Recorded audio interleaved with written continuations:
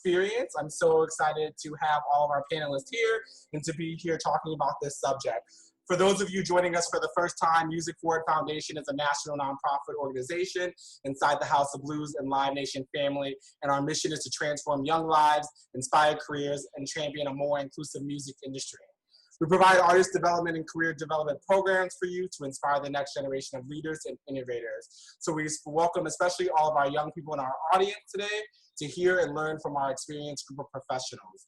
Before we get into this conversation today, I want to encourage all of you all to ask questions to our panelists. Just go ahead and enter them into the Q&A, and I'll be sure to ask them to our panelists throughout our conversation.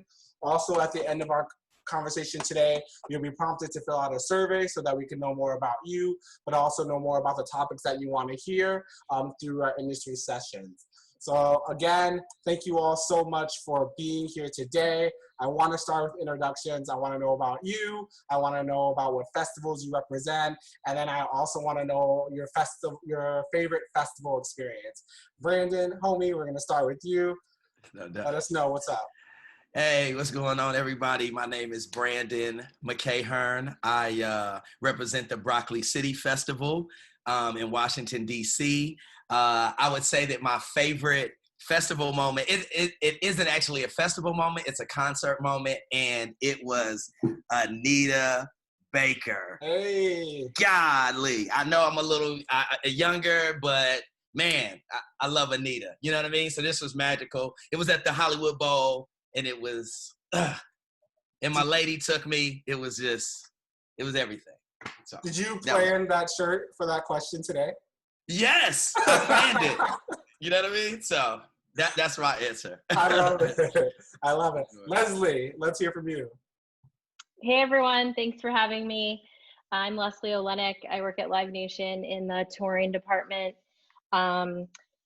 I work on Something in the Water with Pharrell Williams, and I think my favorite festival moment was actually last year when he brought out the cream of the crop on stage. Snoop, Usher, Jay-Z, Diddy, Missy, Busta Rhymes, Charlie Wilson, Tyler the Creator, and I just remember flashing back to my high school and college years and them just playing all the hits, and it was pretty magical. Yes, thank you. Jeanine. Hey, what's up? Mclean Williams, president of MBK Entertainment, part of the team for the artist curated Lights On Fest, which happened for the first time last year in where was that? Concord. Concord Pavilion, how could I forget that? But our first year, and I will say the most memorable thing about it is being the first year, just seeing it all come together so magically, just, from the visuals put together, just the whole experience, it was a lot of hard work, and just seeing it all like come to fruition. I mean, literally when the lights lit up at night, especially, it gave true meaning to, to the vision. And it was just amazing. I mean, it was truly a great experience. Looking forward to the next one. Yes, I can't wait for you to share more about it in this conversation today. Edward, give it to us. Nice to meet y'all. My name is Edward Castillo. I'm based here out of Austin, Texas. I work for a company called ScoreMore. We produce a couple festivals, Astroworld with Travis Scott, Dreamville with J. Cole, and then locally we have a festival called Jambalaya, and then Neon Desert and Luna. Most recently, probably favorite festival moment was watching the kids at Astroworld lose their mind for 10 hours and like being reminded why we do this every day and why we go crazy every day. But watching, 50,000 kids have the time of their life can kind of revitalize you on why you do your job every day. So that was a fun time. Yeah, that's exciting. Amy, last but not least. Hi, Amy Corbin. I'm with C3 Presents. We are a festival company. I oversee Austin City Limits Music Festival in Austin, Texas. Takes place over 2 weekends in October. Music Midtown in Atlanta, Georgia, and Voodoo in New Orleans. Overall, C3 runs all the Lollapaloozas worldwide. Just going to give you a background of the portfolio. My favorite, one of the most touching moments I've ever experienced at a festival, you know, ACL's 20 years old, so it's hard to have a favorite, but one that like literally brought me to tears was Willie Nelson performed a couple of years back, and you know, it's a younger audience, not knowing how that's going to perform or the crowd is going to engage with that. I would say about 90% of the audience went over to show their respect. Willie lives in Austin, and it had been many years since he had played the festival. And halfway through his set, to see all the other artists come on stage, kind of like the Pharrell moment, to show their respect and the camaraderie among other artists, and see, you know, that Willie has had an impact across all genres and people alike. That, you know, I think that one was really special because, you know, anytime now that you see Willie Nelson, you think it's your last time to see him. You don't know if that's it, like how special and powerful that was for Austin. And, you know, we're an Austin-based company, so that's probably one of the highlights. Nice. Thank you for sharing. So there's so many places that we're going to take this conversation today, and I think it's amazing that you all have had some interaction with each other, so I feel like it's going to enhance today's conversation. I want to start us today with taking us on a journey. I think when we talk about festivals, we know them to be these big, huge produced events, right, that have not only just music, but other types of activation. So I want to start on the ground level. Brandon, when producing a festival, where do you start? Man, that's such a great question, D. I guess you start with the music, you know what I mean? For me, it's you know, what artist is gonna be kind of the backbone of it, I suppose. Yeah, that pretty much starts it with me. And it's so funny that you say we do know each other, because we do. And I wanted to give a big shout out to Lesley, because Broccoli City and Something in the Water are during the same time of year, and they're pretty close together. They're in Virginia Beach, we're in Washington, D.C., and it just goes to show how important relationships are. I was booking artists for this year's festival, and I was talking to agents, and they would say things to me like, oh, well, we talked to Lesley, and she wanted to make sure that you weren't going after this particular artist. So, you know what I mean? Like, and I thought that was like the nicest thing ever, because I'm independent, even though I do have a relationship with Live Nation Urban. And my experiences with agents and people in the industry, even though I'm friendly, hasn't been that friendly, but that was like amazing to me. And it blew my mind. And I emailed her that day and was like, Lesley, what the hell? Like, I appreciate you so much. And she hit me back like, no doubt, that's what I'm supposed to do. And I just thought that was really cool. But yeah, I start with artists. Me personally, sorry. Cool. Lesley, do you have any, as someone who's working on festivals just like Brandon is, but also helping to promote them too, starting with the artists, how is that lineup curated? I've always worked on the artist curated festival front. So with Tyler, you know, and Odd Future Carnival, you know, he had a vision of what he wanted the festival to look like. It wasn't necessarily this big, huge scale at the time. It was more, he wanted the carnival, he wanted the games, you know, the rides, his friends on stage, you know, the internet and Action Bronson and all the people that like Odd Future came up with. Same thing with Pharrell, you know, he had a vision. He wanted to do a festival in his hometown and bring the best talent to Virginia Beach. So in my experience, it's always been kind of trying to bring their vision to life, and, you know, what is the artist looking to do, you know, trying to accomplish, you know, their dreams and make them a reality. So that's kind of where it started with me, but similar, you know, definitely with the music. Jeanine, I know I'm so intrigued and interested in what you have to add to this conversation with her curating her festival last year and pulling together the contact and the artists for that festival. What was the conversation with the team on saying, this is the lineup and this is who we feel best represents who I am as an artist? Yeah, I mean, it's definitely, you know, it was a group effort. Obviously, you know, you look at who's kind of trending. You know, you obviously want to have a show that is catering to what's popular, you know, at the moment, of course. And then you go to who really fits the aesthetic of, you know, who her is. You know, it's got to be, you know, a good fit, a nice flow. So, you know, it's the team looking at really, you know, the charts and, you know, listening to see, you know, what's playing now.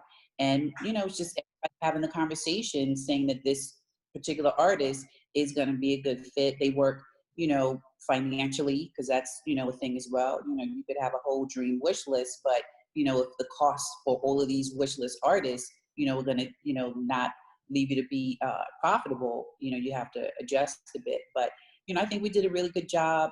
You know, I think that the lineup, you know, the artists, they were all excited to be in business with her anyway. You know, it's kind of, you know, they all kind of fanned out a little bit, you know, not in a negative way, but in a good way. It's like, yo, you know, we get a chance to rock out with another artist that we respect.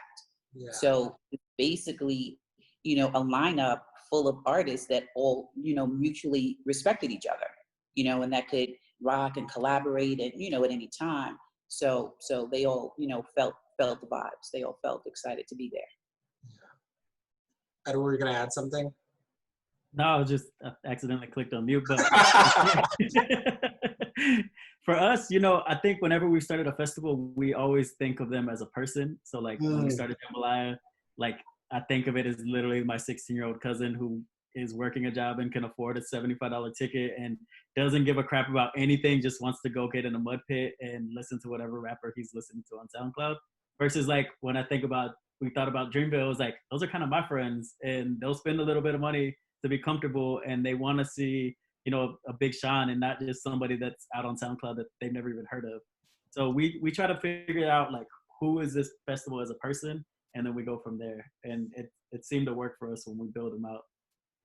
It's also interesting that when we talk about festivals and curating the lineup, a large part that goes into it is the location, right? So has this artist performed in this location before? How well, when you're thinking about promotion, Lesley, how well have they done here before? And in the collaboration with the lineup.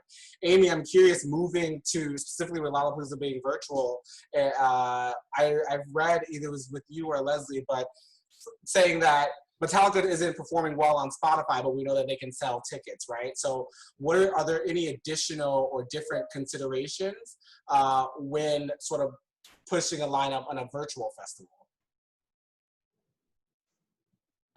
You know, I think this year we had every intention of not being virtual. So I think all rules go out the window when you're talking about a virtual festival in 2020. It was who wants to participate and who, you know, identifies, you know, with the brand. You know, brand and concept are always important to all of our events that we have, and everybody has its own unique identity. But Lollapalooza, again, is another very storied history of artists. And when we began reaching out, we had intentions of just trying to program a few hours. And we ended up with so much content, and everybody was willing to participate or add to, bands who hadn't played, bands who are emerging this year. So, you know, for us, it was kind of sticking to the brand and delivering good content that will keep people engaged for the weekend, because, you know, sadly, we can't all be together. In keeping in line with talking about brands, Edward, when you're sort of sharing these festivals and you're going out and handling brand partnerships, outside of sharing that these are the artists we have, what other components of the festivals are you selling to these brands to get them to participate? Yeah, you know, our festivals are really an enigma a lot of times because because of our price points and like the community that we built, a lot of times we have a demographic that most festivals don't have, which is a lot of like minorities in that lower tax bracket per se, like who brands are now going after. I'm talking about like your 16 to 24-year-old Latinos and African Americans. And on top of that, like we bring those demographics out in multiple markets. So when I go to a brand, it's easy for me to say, like, I can offer you almost 100,000 of these kids, but not just in Austin, across Texas with Jambalaya. And so like a lot of times a brand will come back and say like, oh crap, like we can't get that. We can get 10% of that at another fest. So like, you might be a smaller guy, but you have a bigger piece of what I want. And so like a lot of times I'm able to offer that up front. And cause I know that like in Austin, of course the king is ACL. So I know I can't compete all day with that because they're the king. So but I have to figure out what I can offer and what I can go after in those cases. And that's really been the case for us. And like, it's really been what shines for us. And like, for us, it makes it cool too, because when a brand comes in that sense, they help subsidize things so that we can keep that price point, so we can keep that fan, and we can keep, you know, if a big brand does come in, now we can be able to afford to go to a more expensive festival can now experience. So that's been our kind of talking points that brands have really taken to. I like that you bring up the conversation around price point and demographic. Brandon, when creating Broccoli City, you really focused heavily on serving a specific demographic and being really immersed in the community. And I want you to sort of talk about the reason behind that and why it was so important for you to focus on that. Yeah, absolutely. When Edward was talking about it, I definitely felt him just in terms of that particular demographic, the minorities who may not be able to afford a Coachella-esque type of ticket, but yet they're the ones who kind of push the culture, if we really think about it.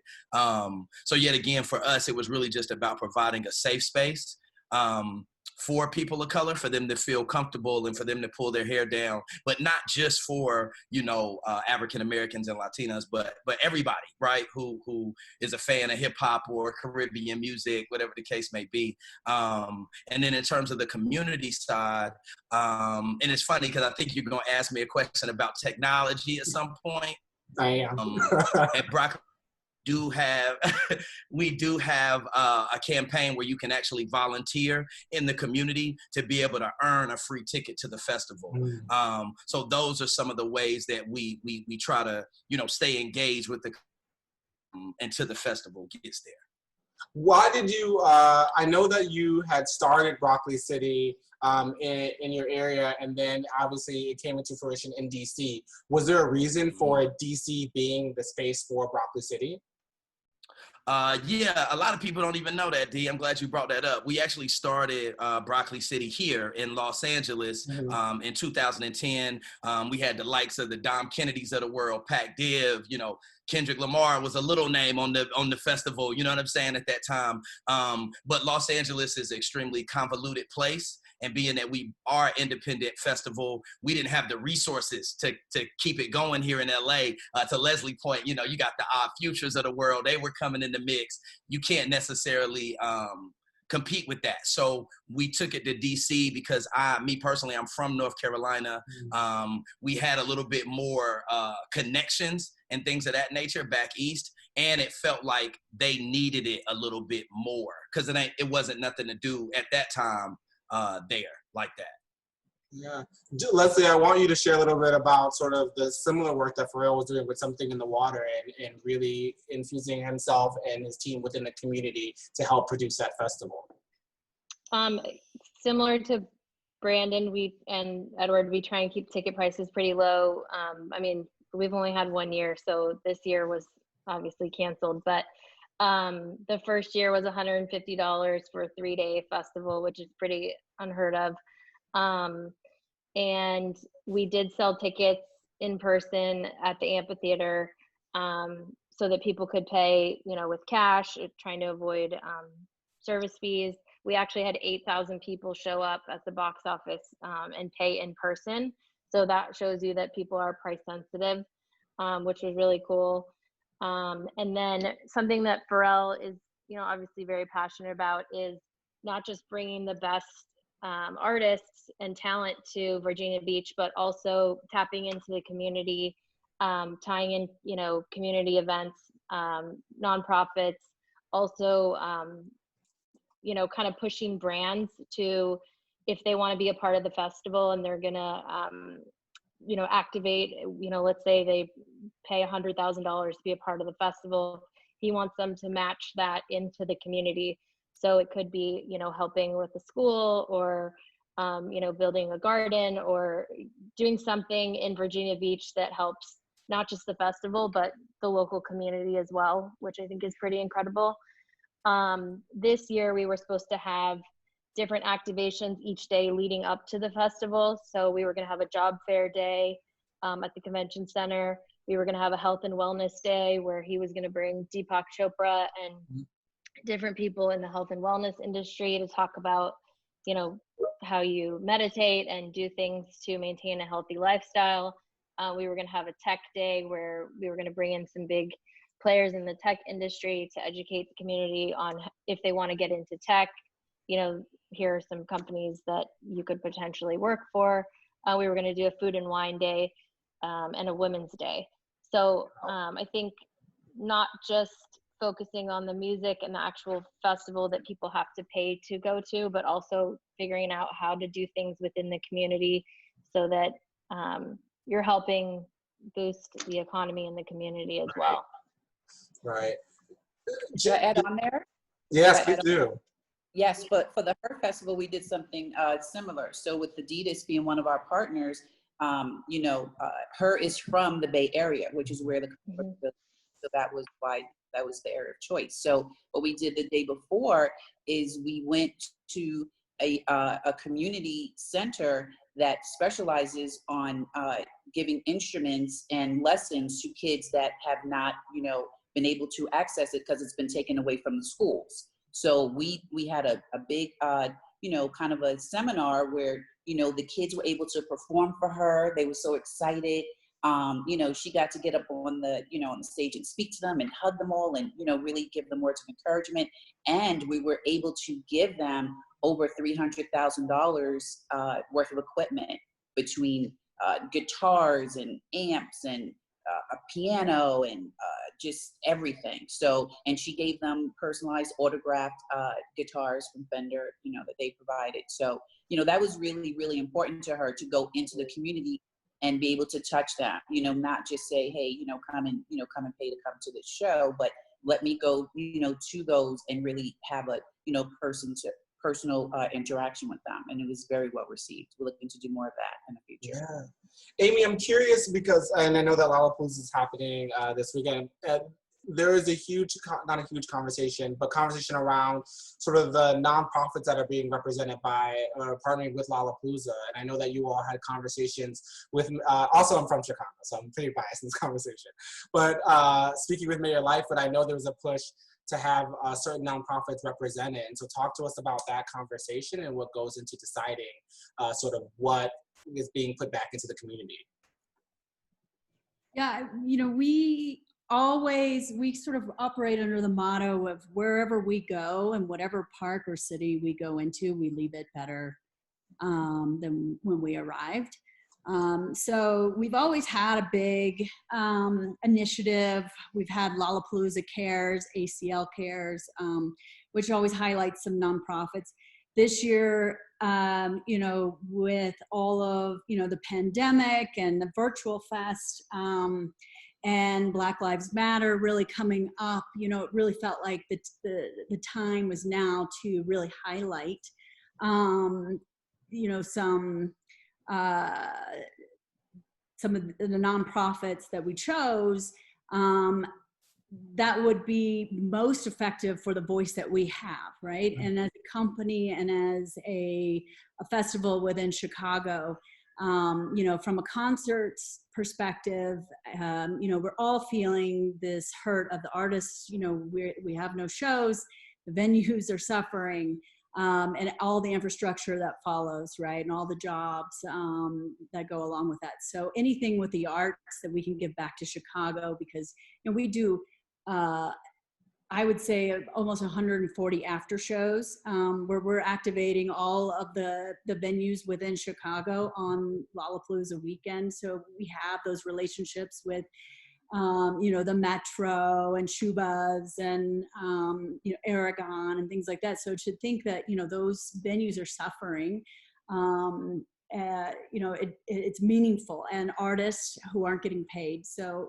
that one is very near and dear to, all of us. And, without the arts and without the music, there's no festivals. EJI, I think, is also, one that, we had, multiple speakers come in to our company and speak, in regards to, mass incarceration. So, that one also felt like, why not, really try and highlight and make some change this year. And then obviously with Michelle Obama's vote campaign, I think it is important to, we do have a younger audience. And, that one felt very natural. Like this is a very, a critical year for all of us to, no matter what side you're on, to get out there and vote, and how important your vote is. So, really using our voice, and, Mayor Lightfoot was great, and, she's got a difficult job. I don't envy that and everything, but, hope just using our platform as a way to create change and raise money and awareness, I think is key, for this year and moving forward. Yes, thank you for sharing that. I want to take some questions from the audience. You all are a very popular bunch, and so I want to make sure that we're giving our audience some love here. Susanna asked, and Brandon, I'll direct this question to you to start, and then have anyone who wants to chime in, feel free.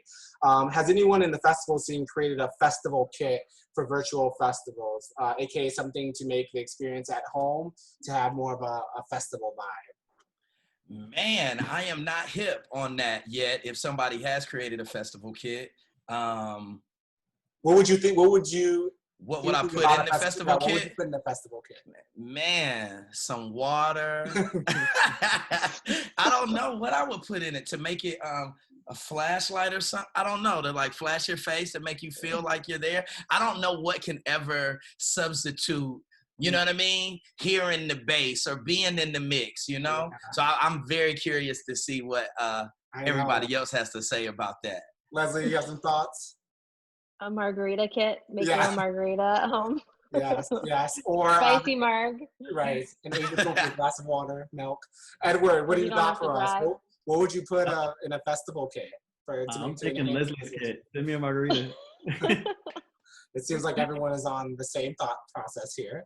I don't know, but this is something that we were talking about. I think, Lesley, you and I were talking about in terms of a big part of festivals, really, and specifically for artists, was that engagement piece. Being able to, I was just talking about this on a call yesterday, about being able to take the energy from the audience and add it to your performance, and then really give it back to the audience. How are artists being able to engage their fans through the virtual space? Have you seen any creative ways of that being done? Is this directed at me? This is directed at Lesley. And I'd love to see, Brandon, you have performances at Broccoli City as well, so I'd love to hear from everyone about what are you seeing that is enhancing that artist engagement? Man, I don't know. I know one artist that I think does it well, and I think Edward would have more experience than a lot of us, is like DaBaby. You know what I mean? Like, I think he's done a great job of just being on the internet. You know what I mean? Period. Yeah. I'm actually from North Carolina, so people like him, like I'm used to that. So it was kind of a breath of fresh air to see somebody or see an artist not be so deep. And I also think that Her does a great job. And I'm not just saying that because Jeanine is one of my big homies, but she's been doing a wonderful job with the Fender stuff that she was doing, playing the guitars with all these other artists. I was like, damn, like, that's amazing. I saw it on my own organically. Like, nobody was like, hey, go look at Her's thing. I think that they're two artists that don't take themselves so seriously in terms of an emo state. I think we have a lot of artists that just like be like quiet, and I guess that's cool in a way. But I like when artists are giving us why they're artists. You know what I mean? Like, give us. Right. Like, not everybody can transfer the experience to their home and just pick up an instrument and just deliver an incredible performance, right? It takes a special someone. Some cool stuff I've been seeing is like artists signing up for these texting services where it might go to them. It goes to somebody on their team where their fans can text them and they're actually responding, and artists are sending videos back to fans, and like any fan who is the fan of DaBaby, for example, and gets a happy birthday from him, he's gonna remember that, or she's gonna remember that for life.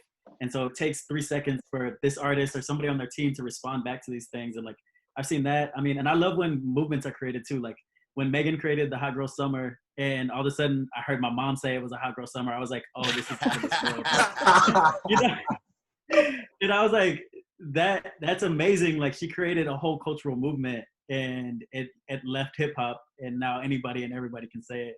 So I love when artists do that, and they just take that online persona and they make it bigger than them. So I think that's a cool way to do it.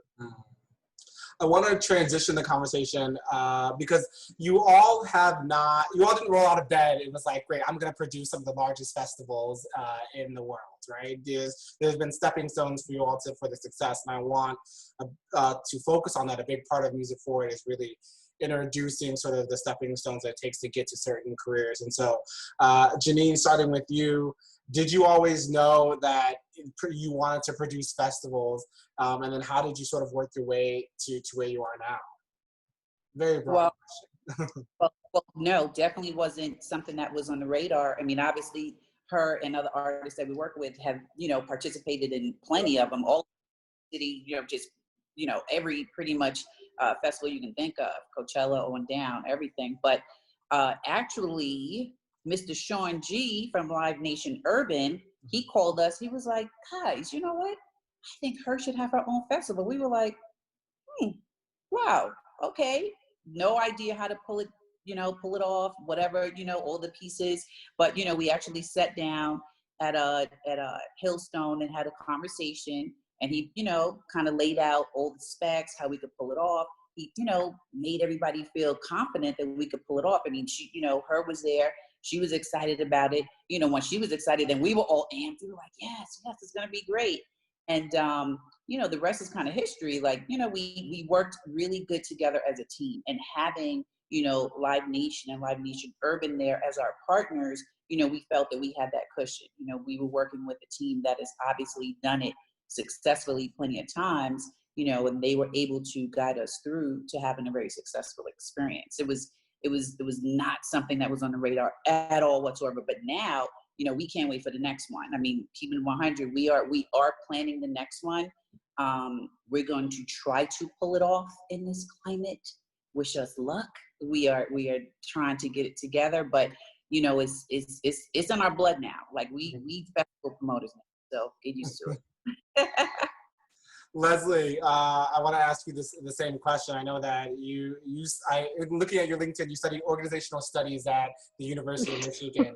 In your classes, did you think, I'm going to take this, I'm going to produce some of the largest festivals? No, I actually went to school initially to be a nurse. Michigan has an incredible nursing program. Did that for 2 years, started my clinicals, and realized this wasn't for me. Transferred into the literature, science, and arts program. Just wanted to make sure I graduated in 4 years because I didn't have the option to continue on beyond that. And then I was working in Chicago in the hotel industry, working for Hilton Hotels, and wanted to move back home to San Diego. Had an opportunity to start in the music industry as an assistant working for a promoter, and then just kind of worked my way up from there. I think what helped me get to this point and into the festival game is just, being open-minded when someone presented a challenge to me. I remember Dave Tamaroff and Kevin Shivers calling me and telling me that they, that Odd Future wanted to do this festival, this carnival. We started really small. It was only 2,500 people the first year.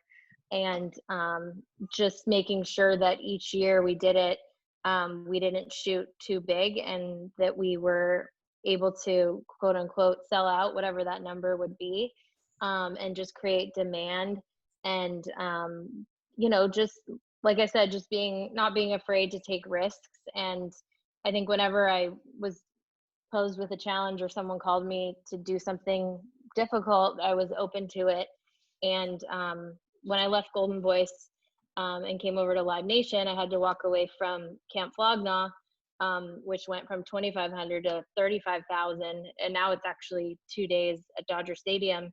I, obviously was super bummed to have walked away from that, but I was stepping into a new role in the touring department, and one day was in the lobby, and Michael Rapino was talking to Pharrell and Ron Lafitte, his manager, and they waved me over, and Michael introduced me to Pharrell, and they were talking about this festival that he wanted to produce in his hometown, and Michael was telling him about my history, and I was just giving them some advice, in my experience working on festivals. And then a month later got the phone call that they wanted me to help produce it and book it with him. So, you know, just, I think for people on the call and for young people wanting to get their foot in the door, like, don't be afraid to take risks and get your hands dirty and, you know, work your way up, because it's definitely possible. You just have to have that drive and that fire within you, and, you know, don't be afraid to knock down doors. Yes, that's so beautifully said, Lesley. Thank you. Amy, I want to ask you, because I think all of you are sharing sort of your positions and your sort of roles as it relates to festivals, where we know that it takes a village and it takes a team. Amy, when you think about the idea, I'm going to produce this festival, who are the key players to help you produce that festival? Meaning, sort of, is it a producer? Is it an audio engineer? What are the key jobs and roles to help you produce that festival successfully? You know, I think it starts with talent buying. So, you know, you need a solid talent buyer. You need a solid production manager, and not just somebody who can, you know, load in a club show. You got to really think about the overall production. There's so many moving parts, not artist related, but also customer related, vendor related. And so somebody who really has a great, strong organizational background, that is a great communicator and problem solver. Sponsorship, big part of the festival. Yeah, I don't think any festival can happen without it. So you need somebody who can sell. And ticketing. I think those are probably your, you know, a good legal advisor. And probably a therapist. Yeah. Can help you. You got to remind you that it's okay. You're going to get through it. That's good advice. I'm curious that the idea of a therapist makes me want to ask you all sort of, what is the most joy about producing a festival? And then also, what is sort of the biggest challenge or headache in producing a festival? Edward, let's start with you. Oh man. I feel like probably all of us can say, like, sometimes it could be the artist or other vendors or somebody who just wants to make something a little difficult for you for no reason. You're like, come on, man. Like, we're all in the same boat. Like, we all want to get this done today. Let's go. But then, like I said earlier, you get there and you just stressed out for 6 months or a year or whatever, or that you haven't slept the past 3 days, and you watch these kids run in the door and they spent $300-400 on you and they're having the time of their life, and you're like, all right. And you remember that you promote concerts and you don't work for like some crappy government job that you hated. And if you try to complain to your family about your job that's kind of sucks for 3 days, they'd probably laugh at you. So yeah. That's a good way to put it. Jeanine, what is the most joyful part about producing a festival and the most challenging? Well, I'll definitely agree with Amy on the challenges of paying for it all, because it is not cheap. And you got to get those brand partners lined up. You got to get them on board. They have to share the vision with you. They got to be ready to cut the checks in advance. You know, you can't wait to pay for something, you know, later. That's got to be paid for today. You know, and also you want the artist to be able to make money. You know, especially, you know, with her being the owner of the festival. You know, there's no monies for her being paid as a talent fee. You know, her monies come with, you know, any potential profit on the back end. But, you know, again, it's that sponsorship, branding, partner, you know, scenario, which we were, you know, fortunate to be in a great position with on, you know, on that last one. And I think we'll be okay going forward, because, you know, she as an artist is very clean, very, you know, corporate friendly. So we're actually, you know, usually in a pretty good position there. And then as far as, you know, the joys of it all, you know, it's definitely seeing, you know, the artists just coming in, having a good time. And even the fans, like, you know, especially for Lights on Fest, like, to see the fans coming in, walking in, you know, we caught a lot of it, you know, on video with our videographer, just the fans just walking through and just, you know, communicating how excited they were, you know, when they went into the Fender room and they were able to play with the guitars. And then they were, you know, in this other, you know, area where they got to play video games, and, you know, and just all the, you know, all the comfy spots to chill out, and just, you know, just meeting friends and taking pictures. So, you know, just watching fans enjoying the experience was phenomenal. And we were out, she was out, we were all out in the crowd on the grounds, really taking it in. So that was super, you know, great. It's just really the icing on the cake. There's also, you talked a little bit, a lot of it about the experience of a festival. And I think when we see in our Q&A, a lot of questions around sort of how are we sharing that experience in the virtual space. And Brandon, I'm wondering, when you're communicating to your brand partners or your sponsors or even your artists, like what is the different sort of return on investment that you're sharing in the virtual space that wasn't really present in the physical space? Because now it's not like you can see these fans or touch these fans, or even for sponsors, you'll be able to have them sign up and all of that. So what are the different return on investments that you're sharing to pitch to all constituents? Yeah, that's a great question, D. I mean, for me, I'm still trying to figure it out, right? Just in terms of the virtual space. Mm-hmm. But going back to Edward's statement a little bit earlier about minorities, right? Broccoli City has been a festival that has always geared toward that young minority group. And I think now, with obviously everything that's going on in the world, these brand partners are starting to realize that. And obviously Broccoli City, and back to Edward again, outside of the Travis and the J. Cole festivals, it's not a celebrity driven festival. Mm-hmm. So when that comes to play, it's a little harder to get the brand to kind of recognize you, like, hey, we're over here in DC. But I think that now, being that things are kind of switched, I think that people are starting to understand or see value in that particular customer. And you gotta just stay on your LinkedIn game. You know, it just hit people up. Hey, how you doing? Hey, how you doing? You know, that's yeah. I hope that answered kind of what you. Yeah, Amy, do you have anything to add on to that conversation when moving a festival virtually? Like, are there different returns on investments that you are sharing with your constituents to get them to buy in?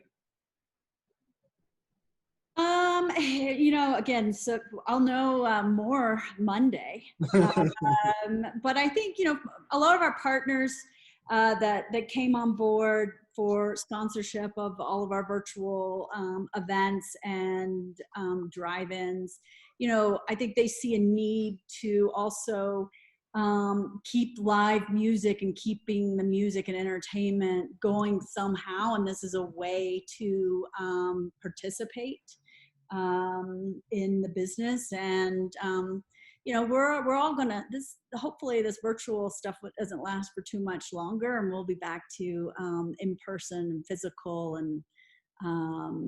and not social distancing but social closeness. And so you know, I would say, going back to the challenges of, you know, I think some of the things that stress me out usually going into the week are the things you cannot see, the things you cannot predict or have control over, right? You don't know, an artist can cancel, your headliner could pull off the night before, you know. Somebody may, you know, miss a flight and not show up, the weather may turn bad, you may have to do, you know, it's all those things you can't predict that I think keep me awake at night, kind of in that lead up. But once the event happens, it's kind of on autopilot, and the fans take over and everything. It's just this well-oiled machine. How many, I'm curious to know, how many sort of sound checks have you all done with the artists in the virtual space? Usually it's the day before, the week of, they're doing a sound check and then they go on stage, if you're lucky in some spaces. But in the virtual space, that tech is, even just Zoom is unreliable sometimes. So what does sound check look like? I'm seeing that it's pre-recorded from what I'm hearing and seeing. I obviously haven't done one yet, but yeah, pre-recorded, I think. So maybe they can mess up all they want because they go get edited. Yeah, I think that's probably the cleanest way right now. You know, we've been sending out a lot of kits to artists, you know, where there's a little bit of camera and some mics so they can use that and set it up how they need to. But yeah, I think pre-recorded is probably the move. Yes.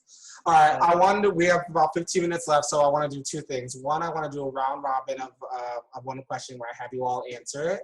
And then the second one, I want to end on Q&A because, again, we've got so many questions that I want to be able to get to. So my question is, what is the 1 to 2 skills that make you successful at your job? Brandon, you look very curious about the question. So I'll start with you. I would say to all the young people on this call that one of your skills that you need is to be kind. I know that don't sound like too much of an industry type answer because we have been prone to think being an asshole is cute and it's cool and it means that you're, doing it or whatever the case may be. That is so wrong and false. And I would say that that's my 1 and 2. Is that I am extremely kind, and half of the stuff that I've gotten for Broccoli City has been through being a nice person and a decent human being. And I think that goes a really, really long way. So I would say to all the young people, be nice, email people back if you can, try to remember their names. You know what I'm saying? Just be a decent human being. You can't be that busy. Yes. Let's be better humans. I really love that you all planned your outfits for this call today. I really do. Lesley, 1 to 2 skills that make you successful at your job. I agree with Brandon. I think, treat people the way you want to be treated.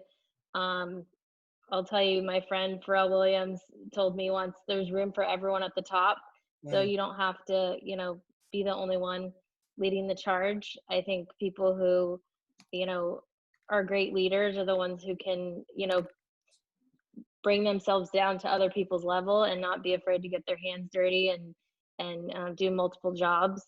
And I think, just working really hard and like I said earlier, don't be afraid to fight for something, you really want. Yes. Edward, same question. Man, I didn't get to share my story earlier, but I would encourage these kids on this call to work hard. I was working a government job when I decided to be a street teamer for ScoreMore, and a few years later, I was the first employee there, and I was competing against 75 college students, and I had decided to drop out. So, and here I am, 8 years later, and I've done probably every job at that company and still growing with them. So I would encourage you to not be above anything, not be above the mission, not be scared to figure it out. Because a lot of times, when I'm looking around at other teamers, I've had kids tell me well, I'm here for that. I'm not here to help pick up the trash or help you fix that gate. And I'm like, I don't care. We're here for the same mission. So not being afraid of going after the mission always, and not being afraid of figuring it out. Because a lot of times that's going to be how you get there. I feel like that's how we all got to where we're at. It's we weren't afraid to say all right, let's go, let's figure this out. This isn't above me. And that's the best advice I can get to any kid trying to get into this. Jeanine? I gotta first agree with what Brandon said, because that's how I got cool with Brandon. That's how I got cool with Lesley. I met Amy because her actually did Lala Virtual and another initiative. You got to be kind. I mean, it's honestly, that is absolutely how we got artists onto Broccoli City. I didn't know Brandon, but he reached out. We just started chopping it up, and we came, to an agreement, meeting of the minds, and we made it happen. But it was always respectful and kind. It wasn't any, no power struggle. It was just about getting the business done. And he was such a professional, and he was just so damn nice. I was like, we got to do it. No matter what, got to do it. So, the same thing with Lesley, just so kind. And, it makes you want to rock with people when they're kind, and obviously then in return, it's a very, it's an unfortunately overlooked, skill set. People kind of negate that, but I think it's very important. And then, I also, I would say just, on another side is being able to kind of find, where the value is. Because, at the end of the day, you do have to kind of sell this. You have to, you have to sell to the artists that you want to participate. You have to sell it to the brands. You have to sell it, sometimes to the local government, city, town. You have to know how to really, put it together so that it sounds, which it is, that it's beneficial to all. Obviously it's a for-profit business, but goes to, what are you doing that's going to benefit everyone, so I think that's very important as well. Last but not least, Amy, skill that makes you successful at your job. I'm going to echo, being a people person. Mm-hmm. And I think it's important, kind of same. I didn't start out where I am today. And, you have to show respect to get respect. And I think, if you can show people that you're willing to get in and help with load in and work the front door and take money and work the guest list and do ticketing and handle the marketing. And, I think that people will start to see that hard work. And I made sure to make friends with all the venue managers and the stage hands and security guards. And, so I could go to the venues, and I know that all those people, we all were there for one common purpose, which was producing an event and getting all the fans in and getting them out and hopefully having some success. But, I think that's probably the biggest lesson. Remembering names is probably up there. And I think organizational skills, figuring out your own method to keeping organized so you can be effective. There. All right, thank you all so much for sharing that. I want to get to Q&A because there's a lot here. So Gwen asked, what are the main differences between producing an independent festival versus producing one with a big concert promoter, such as Live Nation?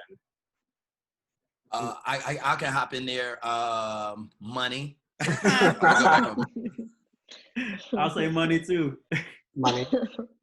Yeah, there's a different kind of sleep you get at night when you're like, oh, this is somebody else's bank account. I think resources too. I mean, you have a different access to resources. Like, I think the bigger companies have built long relationships with like vendors and, different labor companies, and, they may get better rates because of the volume of business they're doing versus an independent who's doing something, for the first time or once a year. So I guess that comes back to money as well. For us too, like the relationships, like when you tap into a Live Nation sponsorship deal versus like that one you got from your local guy, it's a whole different ball game. Or like when, like Lesley was saying, the relationships that you have and just the camaraderie, like being able to call somebody up who's been doing this for 10 years more than you, or things like that, are always super helpful. And they're on they're not just kind of helping you because we're all nice, like they're on your team. They want to see you win now. And so like all those things are super helpful when you get into the bigger leagues. T asked, merch is usually heavily tied into the live experience and is considered an object of a memory. So with festivals moving to the virtual space, do you see selling merch still being as popular? And Amy, we'll toss this question to you. Again, I'll know more on Monday, but I do, I've seen a lot of brands, Insomniac has done some fun merch. I think that this is a memorable moment for all of us, right? It's going to have an impact in all of our lives, no matter, how old you are. You could be, I don't know, a kindergartner to, a senior citizen, and somehow you're going to remember this time. And I do think, merch is one of those pieces that you can take away from a festival. Remember, the year that Lala didn't happen, or the year ACL didn't happen. It's not necessarily canceled, and we can't ignore that it didn't happen. So I do think that, I think people will still be interested in having those mementos. Yes. Jeanine, Sean asked, what's the most creative sponsor or brand activation you put together that stands out in your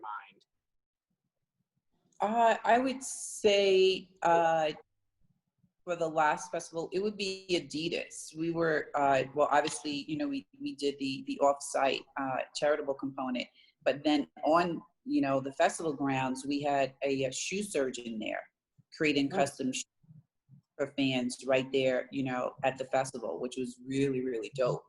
So their design and, had that going on. So I think that was really, really, really dope. Like we built like a whole like Adidas store right there, on the grounds. And it was pretty fire. And they cut a big check too. Thank you. Yes. Edward, question from Andrea is around, earlier you were mentioning demographics and serving demographics through the festivals. What is the conversation around adding ADA to the conversation of diversity and how you're making your festivals more accessible for our ADA participants? Yeah, we go out of our way to create a whole ADA team. It's a thing that like we could probably promote a lot better, but it's a big topic for us. And whenever we're creating something, there's 2 or 3 people, and we hire a company who specifically does ADA for festivals and they're all that's all they do. So like we really take their advice, and that's a good question. I don't have the answer to when implementing it, but I would encourage that person to reach out to me directly because I would love to implement it. And it's how we do a lot of things, right? Like luckily our brands are really vocal. So a lot of times we find out something's wrong or something's misrepresented by Twitter or by Facebook. And a lot of times somebody like thinks they're being offensive. And I'm like, oh, damn, I didn't even know that was happening. Like, thank you. Let me fix that. So, I'd encourage that person to reach out to me. I would love to figure out how to be more integrated with ADA and how to better represent them. Yes, thank you for being so open to receiving this feedback from our participants. After this disaster of the Fire Festival, have companies and brands been more hesitant to collaborate in sponsorship for new festivals? Who wants to take this one?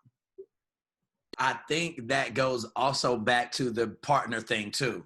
Like if they see that you got a Live Nation or a C3 Presents or one of these companies with you, I think that makes a brand more at ease.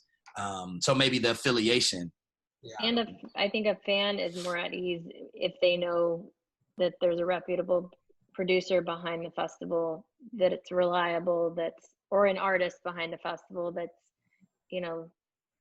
that they're going to be able to go and they're not going to get screwed once they buy a ticket.